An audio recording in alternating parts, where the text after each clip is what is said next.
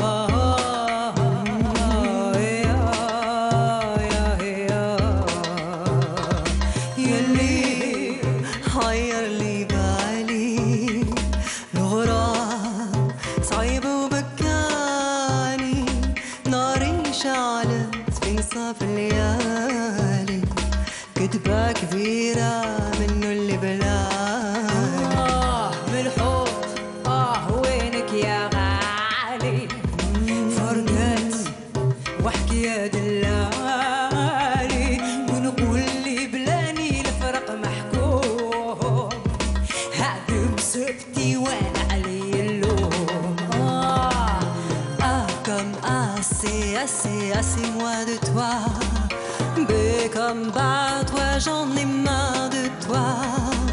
C'est comme connerie toutes ces histoires-là. La vie sera douce sans doute mieux sans toi. Comme assez moi de toi. Oui. Comme bah toi j'en ai marre de toi. C'est comme connerie toutes ces histoires-là. La vie sera douce sans doute mieux sans toi.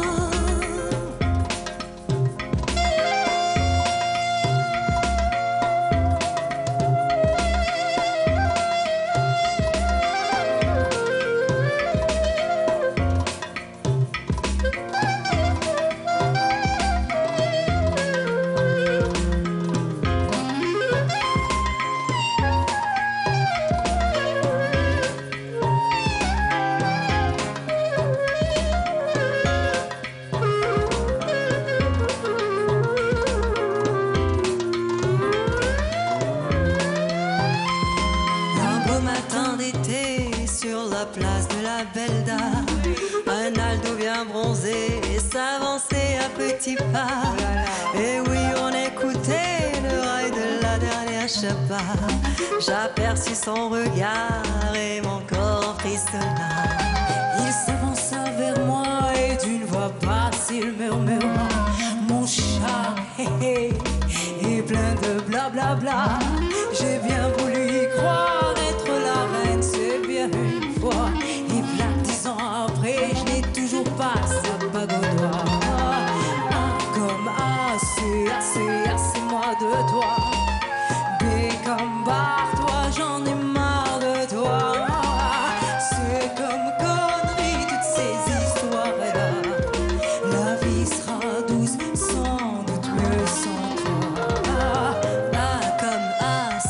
assez moi de toi. Et comme barre-toi, j'en ai marre de toi. C'est comme connerie, toutes ces histoires-là. La vie sera douce, sans doute mieux sans toi.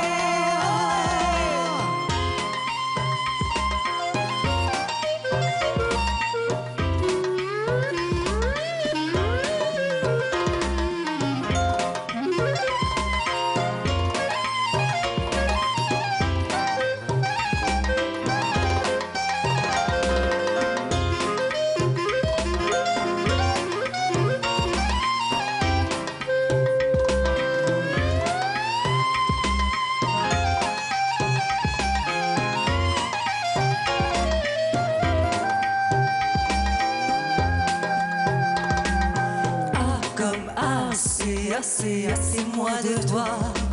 B comme bas, toi j'en ai marre de toi. C'est comme connerie, toutes ces histoires-là. La vie sera douce, sans doute mieux sans toi. A comme assez moi de toi. B comme bas, toi j'en ai marre de toi. C'est comme connerie, toutes ces histoires-là. La vie sera douce, sans doute mieux sans toi.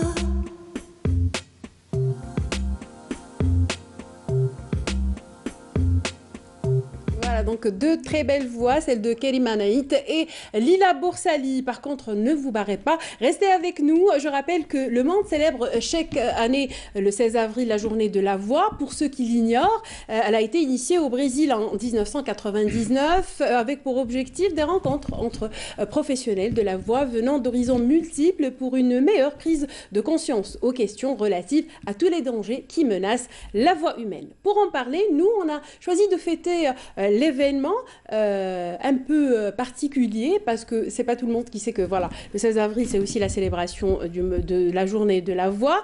Nous avons invité pour vous la chorale Naram, quelques représentants de la chorale Naram qui ont répondu présents à notre comme Madame Souhila Wali, qui est chef d'orchestre donc de la chorale polyphonique de chœur, voilà, de la chorale polyphonique Naram, Madame Barnawi Yasmina, qui est attachée de communication et qui est choriste aussi, et Monsieur Belassel Islam, qui est secrétaire général de la chorale et choriste également. Marhaba bikoum.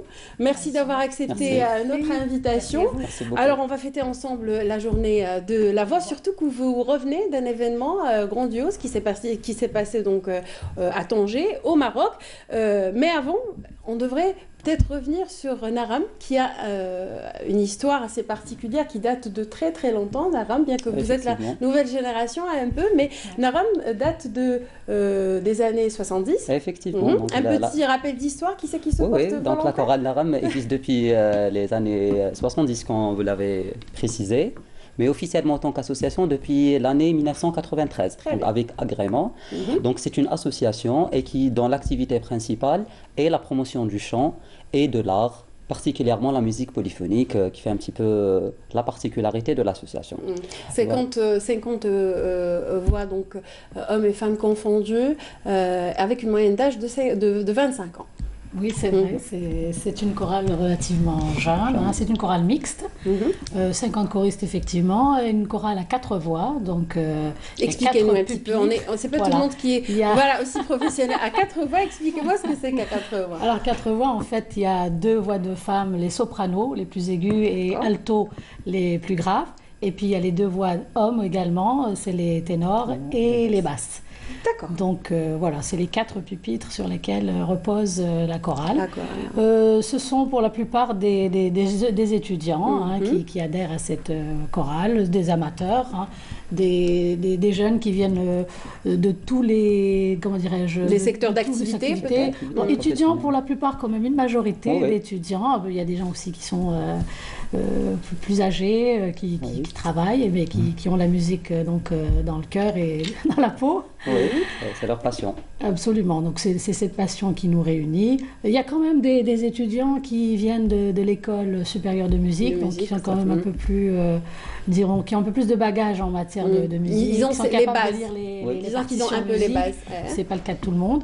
Donc il y en a quelques-uns quand même qui travaillent beaucoup plus sur la mémoire et sur à l'oreille, et puis ceux qui savent lire. Donc, mais disons que dans l'ensemble, on fait un groupe assez harmonieux, assez équilibré. Et diversifié. Très bien. Voilà, diversifié. Le répertoire, Madame Wali, alors vous avez un répertoire de chorale qui est assez varié, justement, qui est essentiellement puisé du patrimoine national, bien sûr, de l'andalou, du chabi et aussi du patriotique. Et il y a aussi cette musique universelle, allons du Moyen-Âge au moderne. Classique, etc. Oui.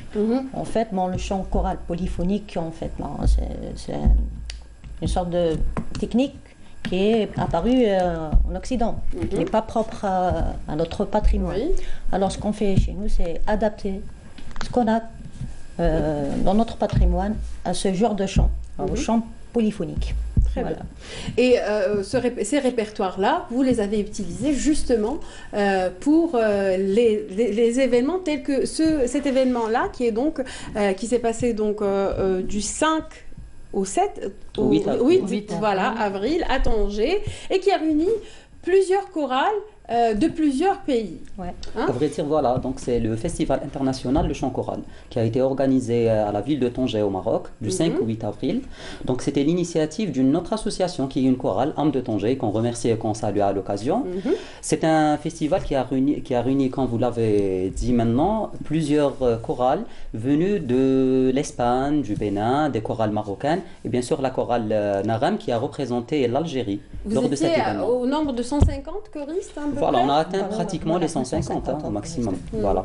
Parce qu'on a dû aussi se produire tous ensemble à la fin de ce festival, qui était un petit peu un moment. On va revenir sur les étapes détails. un peu du festival. Alors, le répertoire que vous avez donc choisi, c'était Alors, on a essayé. En tant que chorale Naram, avant bien sûr de vous mélanger aux autres chorales. Vous avez... on a essayé d'abord de mettre en valeur notre patrimoine.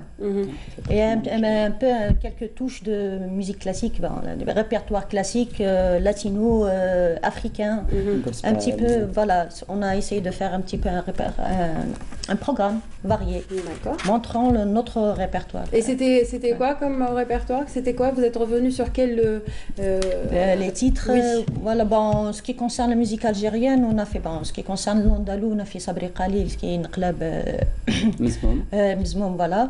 L'autre, Wameli Bidjismi, voilà. La Mebeda, c'est pas de l'andalou. On a vu l'autre, Wahed El Ghozil. J'aime beaucoup. Oui. Ça serait bien que vous nous fassiez un petit truc. Justement, vous l'avez dit avant l'émission. J'avais peur. Je vous l'avais dit avant l'émission. C'était ça, le truc dont on a parlé avant l'émission. Allez, on va vous un petit extrait. Je sais que M. Bellassène ne sera pas contre.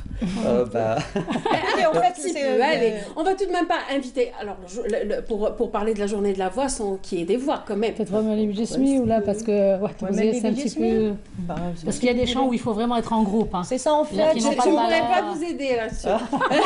C'est ça la particularité de la chorale, c'est un travail de groupe, c'est pas des voix. Je vais casser la réputation de Naram si je me mets. Donc, c'est plus facile. Allez, un petit. Donc, deux fois. Deux voix, oui, si tu veux. Essaye de nous faire donc, ceux qui montent et ceux qui descendent. Oui, on va essayer de faire ça. C'est un petit peu délicat à deux voix. Manel, ma collègue, qui rigole parce qu'elle faisait partie aussi de la chorale Naram, et donc elle sait de quoi on parle. Voilà. Donc, allez-y. Fais à deux fois. Oui, tu fais le soprano. Bon, d'accord. Tu fais le alto. Voilà.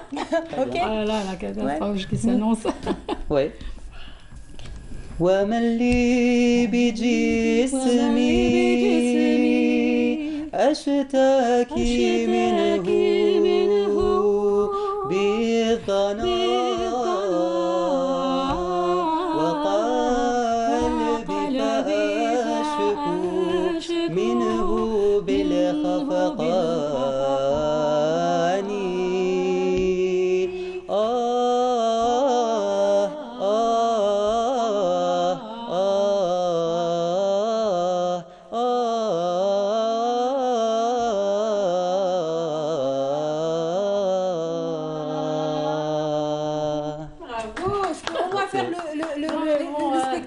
À trois, c'est pas évident du tout. C'était déjà. C'est vraiment un chant de groupe. Oui, non, mais ça nous donne une idée déjà. Voilà, c'est le principe général du chant polyphonique. Voilà. C'est la multitude de voix qui s'harmonisent entre elles. Et on a l'impression que c'est un écho qui revient. Voilà. Et ça n'a rien à voir avec les gens qui chantent en solo. À l'unisson. La chorale, c'est. Voilà, on appelle ça comment? À l'unisson, quand on chante tous, là c'est en polyphonie. À vrai dire, il y a plusieurs voix qui plusieurs mélodies en fait qui s'interposent. À l'unisson, c'est une seule voix. On voit les solistes en général, mais les chorales, c'est plusieurs voix, plusieurs mélodies qui se. Et Yasmina suivait, c'était oui, c'est tout un travail de rythme, de gamme. C'était ça la colle. Elle est bien quand même. Oui, ça va. Ah, ça va. Vous avez géré. Ça va. Alors, en parlant du répertoire universel, vous étiez justement conviés à faire une chorale ensemble avec les 150 participants. Oui. C'était avec quel rythme, avec quel répertoire? Alors, le répertoire qui a été choisi reflétait un petit peu les participants, puisqu'il y avait des pays, il y avait donc l'Espagne, un pays africain, une chorale africaine qui regroupait à vrai dire plusieurs pays, et la chorale marocaine et algérienne. Donc il y avait à vrai dire 3 chants. Un chant dont le texte était en arabe et en anglais, c'est Ya Rabb al-Salami, God of Peace. Le deuxième chant, c'était un chant africain, qui est à vrai dire l'hymne national de l'Afrique du Sud, entre autres. Ça a été repris dans ce sens. C'est une Cosikilele Africa, et bien sûr un chant espagnol intitulé Un Poquito Cantas. À vrai dire, c'est des chants qui ont été travaillés par chaque chorale dans son pays d'origine. Et puis on s'est retrouvés le deuxième jour du festival et on a répété tous ensemble sur scène, et puis ça a été aussi une représentation. C'est pas difficile de répéter avec des gens avec lesquels on n'a pas l'habitude de travailler, sous des rythmes bien sûr différents. En fait, c'est ça le challenge, le défi, le charme aussi. Le charme et l'acquis, je peux dire, par rapport à cette participation. C'est de voir les autres chorales, les autres chefs de chœur. Par exemple, pour mes choristes, ils ont l'habitude de travailler avec moi, etc. Ils ont vu d'autres chefs de chœur, leur manière de travailler, etc. Tout ça, c'est des acquis. Ça vous a apporté, voilà. Oui, bien sûr, c'est une expérience plus pour votre expérience. Oui, bien sûr. Alors, il faut dire aussi que quand même, on vous avait déjà donné les 3 titres. Voilà, donc on a travaillé. Répéter ensemble. Parce que c'était pas en 10 minutes qu'on allait apprendre à chanter c'est ça qui m'avait 6 autres chorales. C'est un travail au préalable. On les avait déjà travaillé. Après, il fallait juste synchroniser les 7 chorales pour que ça clôture un peu l'événement. Et puis bon, il faut dire que le choix était aussi assez symbolique. Les 3 chants quand même étaient comme Ya Rabb al-Salam. Bon, c'est un chant sur la paix. Sur la paix, donc c'est aussi un message. C'est un message de paix. À mon avis, parce que c'est la paix dans le monde. Il y a une cause ici qu'elle est Africa, donc c'est Dieu bénisse l'Afrique, puisque en dehors de chorales espagnoles, l'événement se passe en Afrique. La majorité des participants donc sont des chorales africaines. Et puis le dernier, c'était un peu pour terminer dans la joie. C'est une touche de gaieté. C'était un chant espagnol populaire. C'était un peu pour donner du rythme et finir en beauté. Et justement, en parlant de beauté, vous étiez vêtus, j'ai vu les dames sur les vidéos postées sur Facebook, que je vous invite à aller voir, parce que c'est là où est retransmise vraiment l'ambiance qu'il y avait. L'intégralité du festival. Il y avait quelques vidéos qui démontraient justement que vous étiez habillés avec les tenues traditionnelles algériennes. Oui, on a choisi. Pour le premier jour, on a choisi de se mettre en tenue classique, officielle. Est-ce que les tenues sont imposées dans ce genre d'événement? Pas du tout. Non, pas vraiment. Ils ne nous ont pas vraiment imposé de tenue. Mais bon, les chorales, c'est connu. Il faut avoir un habit bien. Un uniforme. Oui, un uniforme bien. On reviendra parler de l'uniforme de Naram tout à l'heure. Mais pour ce qui est de cet événement. Voilà. Alors, je vous ai dit, on a choisi pour le premier jour de se mettre, comment dire, comme toutes les chorales. En tenue classique. Notre uniforme classique. Voilà, notre uniforme classique. Et voilà, normal. Le dernier jour, bon, on a préféré de se mettre en traditionnel. C'était la touche algérienne. Oui. Et vous avez bien fait parce qu'en regardant les vidéos, juste en regardant les vidéos, ça donnait la chair de poule et ça prouvait aussi qu'on était un pays très riche. Oui. Ce qui n'est plus rien, ce qui n'est plus à prouver, mais quand on est vis-à-vis d'autres pays, on a un pays très riche qui a beaucoup à apporter. Et ce qui est encore mieux, c'est que vous, étant une chorale, vous étiez un peu les ambassadeurs, mis à part par rapport au répertoire bien sûr algérien, les ambassadeurs du patrimoine. Surtout que c'est le mois du patrimoine, donc au mois d'avril. On aura beaucoup, je pense, de commandes, de kaftan, etc. Oui, exactement. C'était ça. Voilà, c'était ça. Et c'était vraiment, je veux dire, toutes les femmes se sont concertées. Ainsi que les hommes, hein. Oui, aussi. Oui. Je ne l'ai pas cité parce que j'ai pas vu. Exactement. Donc, mais pour les dames, d'ailleurs, je pense que Yasmina, vous étiez en tenue kabyle, non? Oui, j'avais une robe kabyle, voilà. Effectivement. Ouais. Il y avait d'autres tenues Il y aussi. avait le kerakou en bleu, il y avait, la tenue chéoui. Très bon. Et vous êtes concertés entre vous? En fait, on avait prévu ça au départ d'Alger. Les organisateurs du festival ne nous ont pas imposé de tenue. D'ailleurs, on était la seule chorale à avoir opté pour, disons, clôturer. Ça a dû faire son effet. Oui, effectivement. On s'est dit, parce que notre uniforme classique, c'est le noir. Donc, avec le petit fichu, la petite écharpe jaune, qui parfois peut être aussi mauve, ça dépend, c'est au gré c'est au gré du vent. Voilà, mais on va revenir parler de ce vent. On s'est dit, c'est un peu trop austère, d'autant plus que c'est vraiment un uniforme qui est assez classique dans les chorales. Souvent, les chorales s'habillent en noir parce que c'est ce qui est plus facile à acheter. C'est universel. Voilà, on s'est dit, on va quand même pas rester dans le noir. Et puis bon, ça fait un peu trop classique. Au moins pour la clôture, au moment où on va tous chanter ensemble, on va quand même aussi profiter de l'occasion pour un peu montrer aussi cette diversité culturelle, vestimentaire. Ça a beaucoup plu d'ailleurs. Et même, je parle en termes de communication, le rendu sur les photos. Parce qu'il y avait quand même 3 chorales qui étaient habillées en noir, donc du coup on ne faisait même pas la distinction. On est les meilleurs, j'ai rien à dire. Voilà, donc c'était... et on n'a pas eu tort en fait de faire ce choix. Ça a beaucoup plu. Aller chercher quand même à la dernière minute des tenues à porter. Mais bon, vous avez fait parce qu'en fait la chorale n'a pas les moyens non plus de se payer de... c'est un peu aussi peut-être... Voilà, alors justement, ce pays au gré du vent, expliquez-moi. Voilà. Bah, écoutez, on est un peu là pour ça. Coran Naram, malgré la bonne volonté de ses membres, j'allais dire, rencontre beaucoup de difficultés. La difficulté d'être financé, la difficulté d'être sponsorisé. Ça serait bien d'en parler aujourd'hui. Peut-être que voilà, les gens qui nous regardent, amateurs de musique, amoureux des chorales, peuvent aussi, parce que des fois c'est la faute, on n'en parle pas assez. On ne sait pas si tel ou tel organisme a besoin d'être financé, d'être sponsorisé. Donc autant qu'attaché de communication, Yasmina va nous faire un petit compte rendu de toutes les difficultés que rencontre la chorale Naram. Parce que tout à l'heure on a parlé de la tenue, au passage en rigolant, mais c'était pas vraiment en rigolant parce que vous avez des difficultés à financer.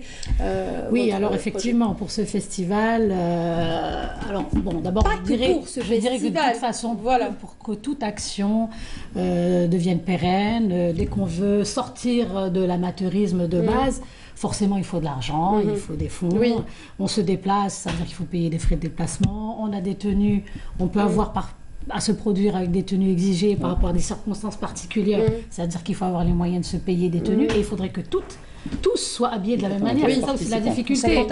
Voilà, ça veut dire qu'il faut soit faire ça chez un tailleur ou c'est pas des choses qu'on peut acheter forcément dans le prêt-à-porter. Et ça veut dire aussi qu'il faut avoir une brochure, qu'il faut alimenter un site web, qu'il faut avoir... voilà, donc ça veut dire que, et puis coordonner toutes les activités. Vous savez que toute notre action repose vraiment sur du bénévolat, du chef de chœur au secrétaire général. Bon, moi j'ai intégré assez récemment c'est aussi à titre la chorale, j'aide un peu au bureau sur les aspects de communication. Mais c'est vrai qu'on travaille vraiment sur notre temps, sur nos moyens. Et c'est vrai que si on avait un peu de moyens financiers, on pourrait aller vers un peu plus de professionnalisme. Améliorer peut-être pas la qualité, non, mais améliorer, être même plus présent, les moyens, voilà, être plus présent, être plus précis, voilà, avoir les moyens, être toujours. Vous savez, une chorale aussi, on a besoin d'instruments. Alors bon, c'est l'équipe intègre aussi quelques instrumentistes. C'est leurs propres instruments qui sont utilisés. Voilà. Et aujourd'hui, des choses. L'appel est lancé. C'était peut-être l'occasion. Alors, je reviens quand même sur le festival pour la participation. Effectivement, on a fait appel quand même à des sponsors, malheureusement. Alors, est-ce que c'est faute d'avoir demandé suffisamment à l'avance? Mais malheureusement, on n'a pas eu vraiment de réponse positive, enfin en tout cas pour ceux qui ont répondu. On a quand même pu faire un flyer et avoir quand même se faire un t-shirt au logo donc de la chorale avec le drapeau algérien. Votre billetterie. On a pris en charge notre billetterie au prix fort aussi, donc ça a été un peu le... En revanche, le festival a pris en charge les frais de séjour à Tanger, ce qui a rendu quand même l'action possible. Mais bon, on était trop motivés, et puis inscrire aussi la chorale dans cette plutôt dans cette envergure internationale, c'est important pour nous. Peut-être par le passé, la chorale a déjà eu des manifestations, des participations à l'étranger. En tout cas, depuis que j'y suis, c'est vrai que ça fait... En Belgique, selon mes informations, en Suisse, en France. Il faut dire qu'il ça fait quand même un bon moment que la chorale ne s'est pas produite à l'étranger. Voilà. Donc, allez se frotter à notre... Pardon, je termine. Allez-y, parce que là, on n'a plus beaucoup de temps. Donc, frotter la chorale et nos jeunes choristes avec d'autres chorales, et puis à un niveau international, c'était quand même important. C'est pour ça qu'on y a été, et puis on s'est dit, représenter l'Algérie quand même. Ça, on en a des chorales. Alors ce serait dommage qu'on soit absent de cet événement. Et vous avez bien fait, parce que l'événement a fait beaucoup parler de lui, que ce soit ici ou dans d'autres pays. Je vous invite, pour clore, à aller sur la page Facebook de la chorale Naram. Vous y retrouverez toutes les activités. Il y a des activités aussi qui vont avoir lieu au mois de Ramadan. Vous m'avez promis de me tenir au courant pour qu'on puisse le dire, puisqu'on aura donc une rubrique les bons plans pendant Ramadan dans notre émission. Donc je compte sur vous. Merci d'avoir été avec nous aujourd'hui. Je vous souhaite beaucoup de bonnes choses, beaucoup de sponsors, beaucoup d'argent. Le nerf de la guerre. Des belles voix qu'il y a donc à Chorale Naram. Quant à nous, je vous invite à retrouver l'autre coach formateur certifié sur ou non. On va parler de patrimoine. On va continuer dans l'art pour clore un petit peu le débat avec l'art et le patrimoine en ce mois de patrimoine avec des invités. Mais avant, je vous invite à aller du côté de Boussaada pour aller voir donc une artisane qui a monté une société de fromagerie de produits laitiers. Je vous laisse regarder et on se retrouve tout de suite après. Ouvert il y a à peine 2 ans, le Resto Blanc à Boussaada a vraiment la cote. On y vient de partout pour acheter ou déguster un fromage artisanal fabriqué avec du lait d'un troupeau qu'on élève sur place dans la ferme. Dans ce resto, qui est aussi une fromagerie, on propose également la vente de pas mal de produits du terroir. Je suis de Chlal. جيت باش نشري الرب هذا مصيني عليه واحد صاحبي دواء لماه ولا سي دي بري ريزونابل هنايا. C'est un endroit assez original, impeccable. On déguste des spécialités de la région qu'on ne trouve pas ailleurs. C'est un concept très original, on n'a jamais trouvé ça ailleurs. Donc probablement on va sûrement le recommander pour nos amis. Donc on mange bien, c'est propre, donc ça c'est important.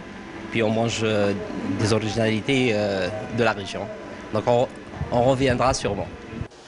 En plus des produits laitiers qu'on fabrique sur place, on pétrit de la galette à l'ancienne pour accompagner un repas paysan à 100% frais. هذا جبن تاع بقرة تخدم كيما هاك 40 ديغري تاعو 38 يتخدم يد قامة تاع بقري حر وكاين تاع معز. بعد نبدا نخبز رخصاص تاع القمح ومن بعد نولي ندير تاع الرغده تاع الشعير ومن بعد نولي تاع السميد هذه تاع المطلوع ومن بعد نكمل هكذاك في النهار كامل نفس الخدمه. Absolument atypique, le resto remet au goût du jour des fromages antiques à base d'épices, d'olives ou d'herbes sauvages.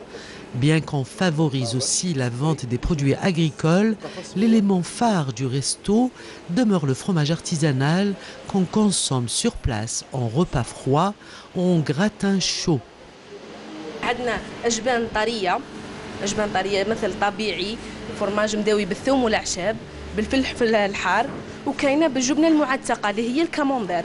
شحال جا لك بلو دوموندي؟ هما كامل لي برودوي مطلوبين، فهمتيني؟ ما كاينش برودوي مثل الجبن هذا، الجبن القفص هو اللي مطلوب من ناحيتهم، يستهلكوه في المناسبات، مثلا نقولوا واحد عنده واجب يديه معاه بوغ ان كادو، فهمتيني؟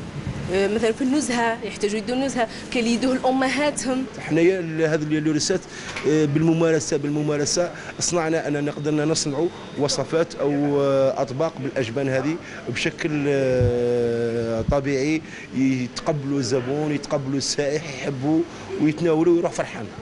Le resto blanc qui a vraiment pignon sur rue compte davantage se déployer en plusieurs restos au grand bonheur des amateurs des produits laitiers.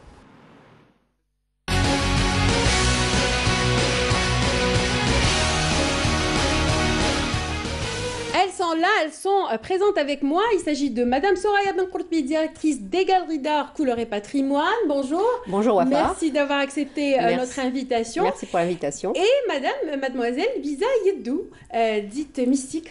Oui, parfaitement. Vous préférez que je vous appelle comme ça. Vous êtes artiste photographe. Oui, parfaitement. Et vous habitez donc en France. Vous êtes venu exposer pour la première fois en Algérie. On va revenir sur votre participation au salon qu'organise donc la Galerie d'Art et Couleur. Merci d'avoir accepté notre invitation. Merci à vous. Madame Benkourtbi, alors on revient sur cet événement qui est un double événement. Alors pour vous, c'est devenu une habitude, une tradition. Tout à fait. Seulement cette année, c'est le 6e anniversaire de la Galerie d'Art et Patrimoine. Vous avez l'habitude de réunir tous les artistes et artisans, tout le monde vous connaît sur la scène artistique, et vous réunissez annuellement artisans et artistes. Cette année, c'est la 6e année de Art et Patrimoine, et vous réunissez près de 30 artisans, voire plus, j'imagine. Je pense que vous avez tout dit. Oui, tout à fait, mais on fait plusieurs salons par an. On fait 3 à 4 salons. Mais les plus importants, c'est le salon du printemps, qui est le salon du patrimoine, parce que ça coïncide avec l'anniversaire de la galerie et avec le mois du patrimoine, surtout. En même temps. En même temps. Et nous avons le salon de fin d'année qui est au mois de décembre. C'est les deux salons où on ne doit pas les rater. Vous travaillez. On travaille, tout à fait. Et on ramène des artisans, pas uniquement d'Alger, mais de plusieurs régions. Ce qui est bien avec vous, justement, c'est que vous ne revenez jamais avec les mêmes artistes et les mêmes artisans. Vous ramenez toujours, vous donnez la chance, on va dire ça comme ça, vous donnez la chance aux artisans et aux artistes de se produire dans votre galerie, et chaque année on retrouve des nouveautés chez vous. On découvre même de jeunes talents et qui font parler d'eux par la suite dans votre galerie. Alors dites-moi, comment vous arrivez à toucher ces gens-là? Déjà au départ c'était un peu difficile parce qu'il n'y avait pas encore les réseaux sociaux. Donc je me déplaçais, et puis il y avait le bouche à oreille, puis il y avait des artistes et des artisans qui me ramenaient leurs collègues, leurs amis, qui étaient aussi dans le domaine. Et là maintenant ça me facilite la tâche avec les réseaux sociaux, et maintenant c'est les artistes et les artisans qui viennent vers moi. Tout à fait. Et sinon, voilà, ce que je favorise, c'est toujours les gens qui n'ont pas eu encore l'occasion d'exposer à Alger. Je les fais passer en premier. Donc c'est une façon de les mettre à l'avant, de les faire, de les rendre visibles. Voilà. Et nous avons fait, c'est ce qu'on a fait, le salon du Grand Maghreb, on va dire. On a fait ça au mois de décembre. Il y a eu aussi des artisans qui sont venus de la Tunisie et du Maroc, qui ont exposé avec nous. Voilà, pour faire un échange culturel. Et ça a très bien donné. Il y a eu des artisans qui sont venus du sud, de Tougour, de Ouergla, de Janet, et aussi d'Oran, de Sétif, un peu de partout. C'est vrai que c'est une petite galerie, mais on arrive à faire quand même beaucoup de choses. Voilà. Et justement, on reviendra pour parler de cette sauvegarde du métier d'artisanat traditionnel que vous essayez de faire, et ça fait partie des buts un peu de la galerie. Mais avant, on va revenir un petit peu sur le parcours de Mystique. Oui, c'est mieux. Oui, Mystique. Ouais. Alors, Mystique, qui est artiste photographe, qui a l'habitude d'exposer en France, plus précisément, vous êtes de la région du Nord, vous êtes du Pas-de-Calais, de Lille, plus précisément donc à Roubaix. On salue d'ailleurs tous les gens du Nord que j'apprécie particulièrement. Les gens du Nord, alors de Roubaix, de Villeneuve-d'Ascq, dites-moi, de Tourcoing. Tourcoing, merci Delaman. Voilà, encore Aluin, Seclin. Voilà, Waterloo. Waterloo, voilà. Voilà, très bien. Donc, il y a beaucoup d'Algériens installés là-bas et ce qui nous fait plaisir, c'est que vous veniez en Algérie pour exposer pour la première fois. Comment ça s'est passé avec Madame Bokortbi? C'était via les réseaux sociaux aussi? Oui, parfaitement. C'était via Facebook. Donc, je suis beaucoup la page Facebook de la galerie d'art de Madame Soraya. Et donc, la semaine dernière, j'ai téléphoné à Madame Soraya. Donc, j'ai présenté un peu mon travail d'artiste en France. Donc précédemment, j'ai fait une exposition sur le thème d'Alger et donc on a abordé le sujet et par ce biais-là, par le réseau Facebook, etc. Donc je lui ai envoyé mes photos, elle a adoré mon approche artistique et ça s'est fait spontanément et j'ai pris un billet d'avion et me voilà à Alger. Voilà. Et je suis exposée effectivement le 26, 27 et 28 dans la galerie d'art. Je ne vous dirai pas marhaba-bik parce que vous êtes chez vous, ça serait, exactement. Ça serait déplacé.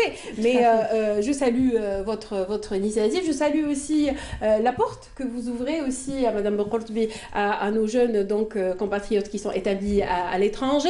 Mais par contre, des photos de quoi? Oui, quand on dit Alger. Alger, j'ai réalisé différentes sortes de photos, les monuments phares d'Alger, la Grande Poste, Makam Shahid, des scènes de vie aussi dans la Casbah.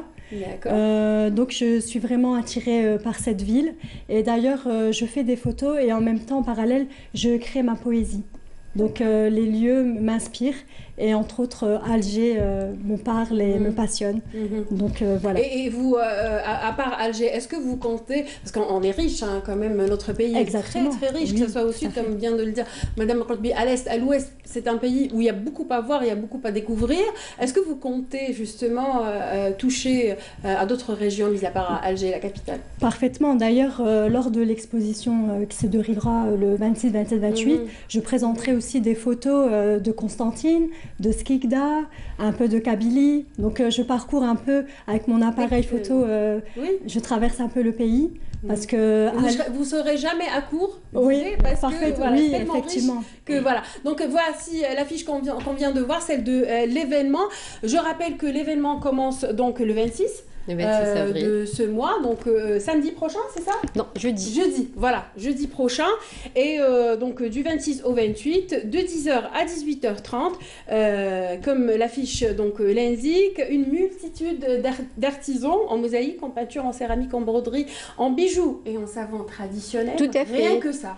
Rien que ça. Et j'ai pas encore tout cité. Voilà, j'imagine que la liste est encore bien longue. Donc, en tout et pour tout, combien d'artistes et d'artisans? Alors, nous avons pour les artisans qui exposeront uniquement les 3 jours, ça sera. C'est une expo-vente. C'est une expo-vente. Il y aura une dizaine. Une dizaine. Et pour les artisans qui sont déjà parmi nous durant toute l'année, parce qu'en fait, il y a des artisans qui exposent à l'année, qui ont un showroom au niveau de la galerie, parce qu'ils n'ont pas d'atelier, ils n'ont pas où recevoir leurs clients. Donc, ils ont un showroom au niveau de l'atelier. Ceux-là, ils sont à l'année. Donc, il y en a plus d'une quinzaine. Voilà, effectivement. Voilà, c'est eux qui... Voilà. Donc, cette année, on a fait une proposition aux artisans où ils pouvaient accueillir leurs clients au niveau de la galerie avec leur carte de visite, prendre les commandes, c'est-à-dire s'arranger avec le client directement, avoir affaire au client directement, c'est mieux. Voilà. Nous, on ouvre les portes pour les deux. Alors justement, mis à part ouvrir les portes, vous allez aussi dans ce sens-là de sauvegarder les métiers d'artisanat traditionnel. C'est un des buts de la galerie. Tout à fait. C'est-à-dire la galerie essaye de préserver ce métier-là, le patrimoine, et on veut aussi l'exporter. Le but de la galerie, c'est de l'exporter à l'étranger, montrer notre patrimoine, nos richesses, notre culture. C'est ça aussi le but.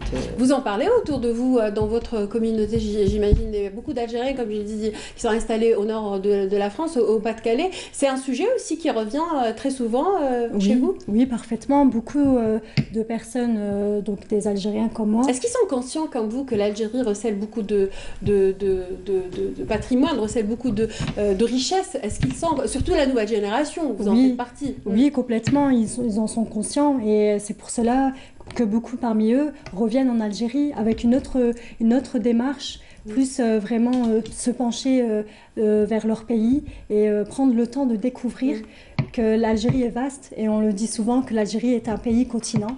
Donc non, on en prend conscience. Très bien. Est-ce que qu'est-ce qui fait partie du projet de Mystique? Est-ce que Mystique compte un jour profiter pleinement de toutes les richesses que recèle son pays d'origine, l'Algérie? Est-ce qu'elle compte s'installer? Est-ce qu'elle compte exposer encore plus? Dans un premier temps, ma première démarche en tant qu'artiste, c'est effectivement pouvoir exposer. Pour moi, c'est une grande fierté et un grand honneur qui se présente à moi. Et je salue Madame Soraya, vraiment. Et pourquoi pas, si des opportunités s'offrent à moi, bien sûr, je viendrai avec plaisir en Algérie. Vous faites aussi de la poésie en parallèle? Oui, parfaitement.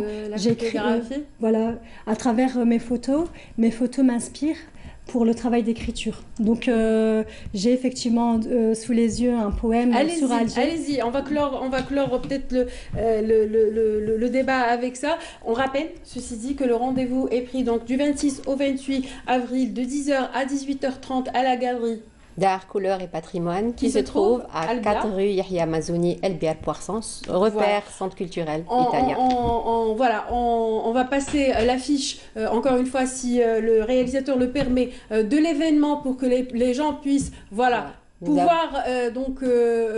a les 2 numéros de téléphone déjà, il y a l'adresse Facebook, la page électronique et les numéros de téléphone qui sont disponibles et vous pouvez donc vous informer sur l'événement. Voilà. Merci beaucoup, Madame Boncourt. Merci à vous. On terminera en beauté avec Mystique. Donc, je rappelle que c'est Louisa Edou qui est donc artiste photographe et qui vient de Lille. Par contre, voilà, j'allais oublier le détail de la table. Voilà, le détail de la table. Alors, c'est une table, j'imagine, faite artisanalement. Tout à fait. J'y arrive par une artisane ou un artisan? Alors une artisane, enfin une artiste qui a fait les beaux-arts et qui est très timide, qui ne veut pas passer à la télé, que je salue, Madame Nassima Derwesh. D'accord.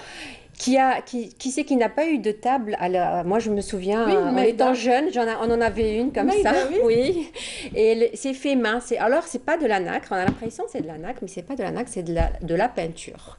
Donc, elle va exposer. Et Nassima Derwesh, elle est avec nous durant toute l'année. Pas que pendant le salon, mais durant toute l'année. Voilà, on la salue.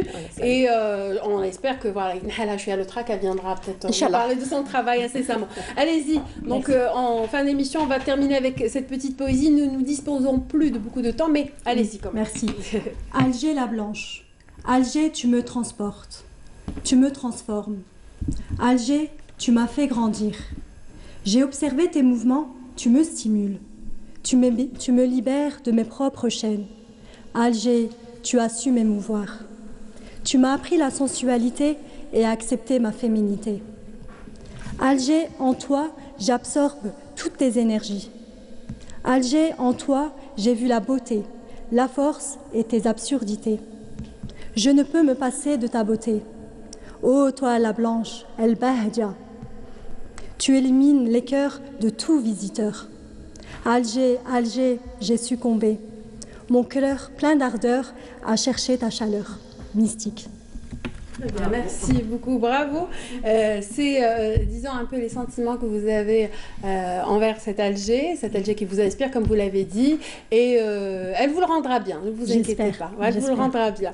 Merci en tout cas d'avoir été parmi nous. On retrouve en fin partie d'émission des gens qui œuvrent au quotidien pour faciliter une épreuve très très importante dans la vie de tout à chacun, celle du bac, qui n'est pas, comme dirait le coach formateur, un but en soi, mais qui est très très important. On le retrouve avec Aïda Mechri juste après ce retour d'événements sur le salon d'orientation du bac, donc dans quelques instants. À tout de suite.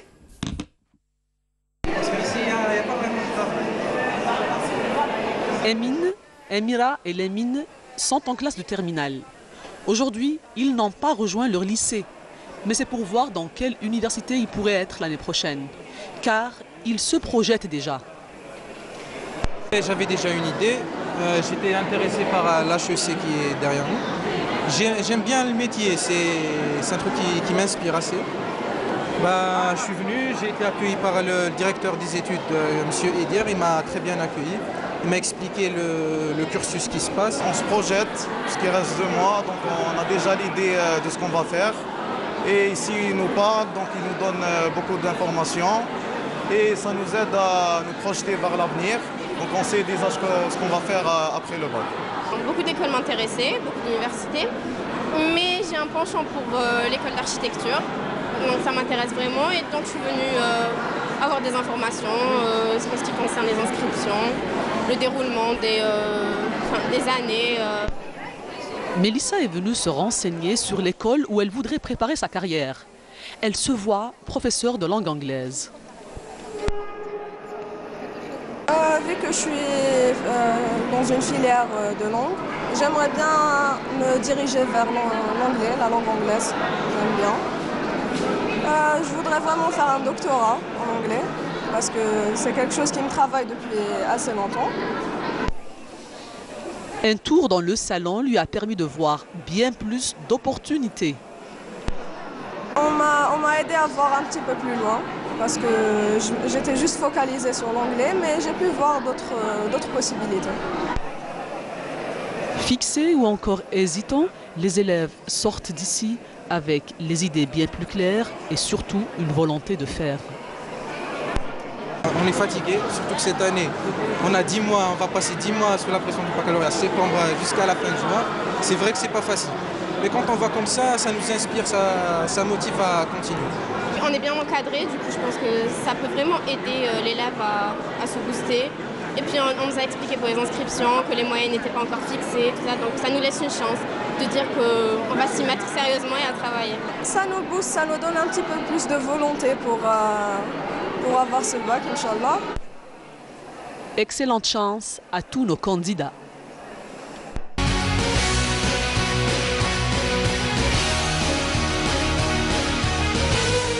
Et les derniers, bon, mais ils ne sont pas les derniers, au contraire, c'est...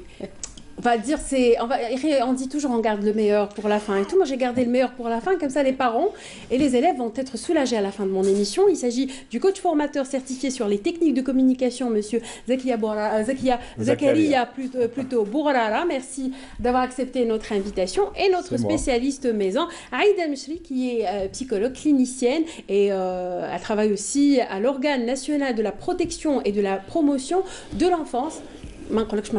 Ça serait vraiment. Comment ça va? Merci bien. Merci bien. Alors, aujourd'hui, Aïda, j'ai fait appel à vous parce que c'est un sujet qui vous parle beaucoup. Énormément. C'est un sujet que vous abordez durant la quotidienne du Bonjour d'Algérie, et même dans votre travail au sein de l'organe national de la protection et de la promotion de l'enfance. Et aussi, alors, monsieur Zakaria Bourrara, qui nous vient avec 18 ans d'expérience. C'est pas rien. Vous êtes à la tête de Seven Group, qui est un... 7B Group. 7B Group, d'accord, qui est une entreprise spécialisée dans les séminaires de haut de gamme depuis 2012. Et aujourd'hui, vous nous venez avec un programme spécial pour nous parler. Spécial pour le bac, pour les futurs bacheliers, Inch'Allah. Voilà. Très bien. Vous vous appuyez sur cela, sur plusieurs techniques. Vous vous attablez sur 5 points essentiels. On va y revenir brièvement pour pouvoir terminer le débat avec vous. Il s'agit de la motivation ou de l'automotivation. L'automotivation et non la motivation. Oui. Voilà. Allez-y. Donc il y a l'automotivation et non la motivation, c'est-à-dire une motivation qui vient de l'élève et non de... Donc c'est des techniques utilisées dans... À la base, c'est des techniques qu'on utilise au niveau des entreprises. Spécialement dans le domaine commercial. On a une formation qui s'appelle les vendeurs d'élite, donc avec des systèmes, avec des techniques assez simples. Donc on transpose ces techniques-là pour coacher les élèves au bac. Donc c'est sur 3 axes. Le premier axe, c'est les techniques d'automotivation. Le deuxième axe, c'est le trac, comment vaincre le trac le jour du bac, comment enlever le stress, comment aller avec un esprit carrément de guerrier et non avec une peur, etc. Et la troisième technique, là aussi, c'est une méthode qu'on appelle GTD, c'est une technique, la gestion des priorités, et non du temps. Le temps, on ne le gère pas. On gère nos priorités dans le temps. Donc, c'est des techniques très simples, mais qui donne d'excellents résultats. Si on revient à l'automotivation, Aïda, l'automotivation, elle vient dans une vidéo que monsieur Zakaria anime, la motivation en général nous vient de l'extérieur, mais l'automotivation, c'est nous qui la fabriquons, et elle est plus importante, je pense, que la motivation qui nous vient de l'extérieur, parce qu'elle peut être des fois négative, surtout celle infligée par les parents. N'est-ce pas? Sans aucun doute, mais voilà qu'on se rapproche de quelque chose de plus profond. Je laisserai à notre coach tout ce qui est le soin technique, comme ça, comment il apporte les formules. Oui, parce que c'est sa théorie dans mais si j'apporterais avec mes outils quelque chose de plus profond, on va dire, c'est comment quelqu'un peut désirer quelque chose et vouloir vraiment faire quelque chose avec cœur. C'est comment le pousser, ou comment qu'il puisse vraiment trouver cette énergie de l'intérieur de lui-même pour qu'il puisse réellement vivre ce moment. Et il me semble que se motiver comme ça, faire ce travail sur lui-même, c'est beaucoup plus important de ce qui peut être facteur externe, bien sûr, que le désir de nos parents, de la société. On peut rêver, on peut suivre. Il y a aussi la peur, Aïda, la peur qu'il faut vaincre avant le bac. Il faut peut-être faire un travail sur soi-même, la peur d'échouer, la peur de décevoir aussi. Moi, j'ai envie juste de valoriser un tout petit peu cette batterie de peur. On va dire. Elle peut être bénéfique. Il y a un trac bénéfique. Le stress positif. Oui. Moi, je ne connais pas, mais il paraît qu'il existe. On ne peut pas comme ça vraiment affronter des épreuves à haut niveau, et rester en même temps indifférent. C'est comme si qu'on vit vraiment rien de particulier. Qu'on était insensible, oui. Tout à fait. Il y a quelque chose qui nous motive de l'intérieur, qui nous pousse vraiment à réviser, à donner un peu plus, à se préparer, pas forcément les examens, on va dire. Chaque épreuve comme ça, chaque passage, probablement... Chaque décision qu'on prend, chaque chose qu'on fait dans la vie demande. Meilleur exemple serait les mariés qui sont là à organiser vraiment minutieusement au petit détail, tout ça. C'est quelque chose de bien, mais quand est-ce qu'on peut vraiment souligner le côté négatif? Quand est-ce qu'il faut s'arrêter pour vraiment soigner et chercher la formule? C'est quand ça devient très négatif pour soi-même, quand ça nous empêche de dormir, quand on n'a plus envie de vraiment d'avancer, quand on mange peu, quand on est là à utiliser des médicaments pour mieux se ressourcer, ce sont ces obstacles, ce sont ces petits symptômes, je dirais, qui vont freiner l'individu et probablement détourner la locomotive vers un autre sens. Monsieur Bourala, il y a aussi le PNL, la programmation neurolinguistique, avec laquelle vous travaillez beaucoup. Exactement, oui. Donc la PNL, la programmation neurolinguistique, c'est des techniques tirées d'une méthode d'un certain Richard Bandler aux États-Unis qui utilise ces techniques. C'est basé sur l'ancrage. Comment? Il y a une préparation sur soi avec des techniques très simples. On fait des simulations au niveau de nos séminaires pour les bacheliers. Donc, il va s'automotiver, l'élève. Comment? Il va utiliser des techniques. Il va, par exemple, la répétition. Il va prendre des mots très positifs. Il va les répéter. Je suis le meilleur, je peux vaincre le stress, etc. pendant un long moment. C'est-à-dire le bac, passer le bac, ça se prépare maintenant, sur le plan psychologique. Mais à la base, il faut la révision. C'est-à-dire, même si on est très bien là, la compétence et l'assiduité aussi, c'est très, très important. Mais il faut vaincre le trac maintenant, pas le jour du bac. Comment? Il faut avoir, c'est comme au niveau des soldats. Et tout ça, vous allez l'expliquer pendant vos rencontres le 26 et le 27? Exactement. Alors le 26, ça sera où exactement? Dans le lycée Mqrani. On va faire... Ici même à Alger? Ici à Alger, voilà. Donc chaque samedi, on fait un séminaire. C'est au niveau d'une salle à Al-Quds, à Shraga. Mais pour le 26, ça sera à... Et c'est des places limitées? On peut s'inscrire encore? On peut s'inscrire directement. La page Facebook. C'est ma page Facebook, Zakaria Bourala, mais il y a nos distributeurs qui sont au niveau de Facebook. Donc, ils sont au niveau des amis sur la page Facebook. Donc, c'est des noms, par exemple, Amin 7B Group, Céline 7B Group. C'est mentionné. Voilà, c'est mentionné 7B Group. Et la personne, ceux qui sont intéressés, ils envoient une demande. On leur envoie une fiche d'inscription. Ils retournent. et ils viennent. De toute manière, votre invitation sur notre plateau n'est qu'un avant-goût, puisque l'idée a beaucoup plu donc, à nos supérieurs ici même à la télévision algérienne, qui vont couvrir l'événement justement pour pouvoir donner réellement, et on va palper un peu ces théories-là, on va savoir de quoi il s'agit, et la télévision sera donc présente avant le séminaire. Un dernier mot, Aïda, un petit conseil aux parents pour les jeunes qui révisent, parce que après Ramadan, Inch'Allah, on va revenir dans un autre numéro pour parler de prendre soigneusement cette petite batterie d'énergie pour leur offrir maintenant, pendant ces révisions.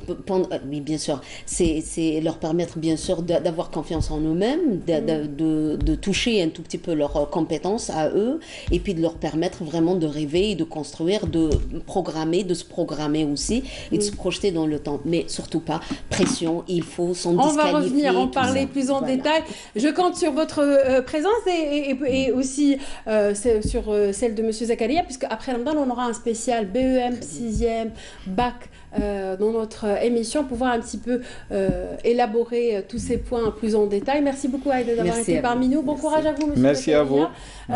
Pour donc, les 26 et 27, je rappelle que vous serez donc à la salle à Côte le 26 au lycée El Mokrani et le 27, ils n'ont qu'à nous contacter. Inch'Allah, ils seront les bienvenus sur notre page Facebook. Merci encore une fois d'avoir été parmi nous. Je vous remercie à vous, donc vous, de nous avoir suivis. Je vous donne rendez-vous donc vendredi prochain, si tout se passe bien, donc à partir de 15h pour votre émission C'est le week-end. Excellente semaine à tous. Au revoir.